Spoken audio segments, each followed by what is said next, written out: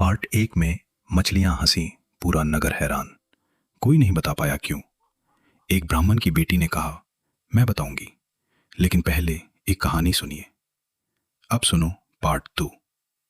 दरबार में ब्राह्मण की बेटी ने राजा विक्रमादित्य से कहा, महाराज, मछली का रहस्य मैं जानती हूं, लेकिन जानने से पहले ये कहानी सुनिए, ताकि आप समझें कि कुछ राज जानना कितना खतरनाक हो सकता है।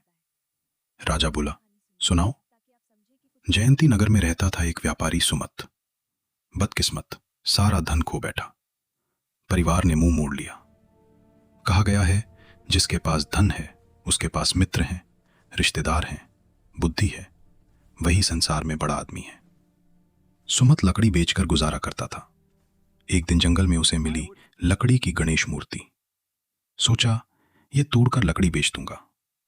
लेकिन जैसे ही उसने मूर्ति उठाई, गणेश जी बोल पड़े, रुक, अगर तू मेरी मूर्ति नहीं तोड़ेगा तो मैं तुझे हर रोज 5 जादुई केक दूंगा, घी और शक्कर के।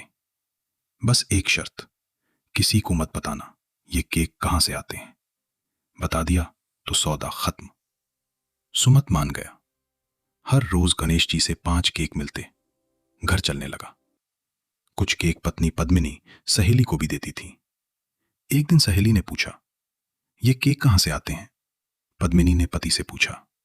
सुमत ने मना किया, नहीं बता सकता, बताया तो मुसीबत आएगी।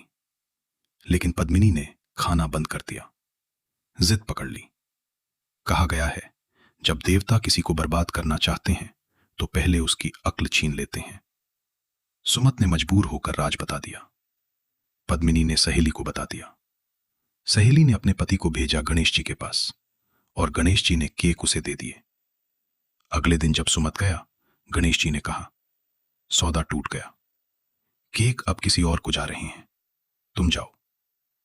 सुमत खाली हाथ लौटा।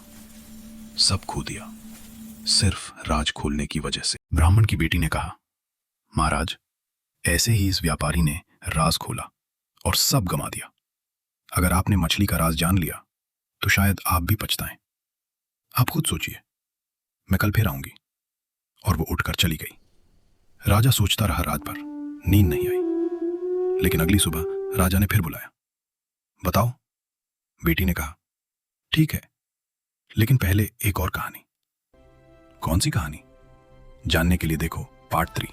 जो राज रखना नहीं जानता, वो अपना सबसे कीमती खजाना खो देता है। अगर कहानी पसंद आई तो लाइक और सब्सक्राइब करें।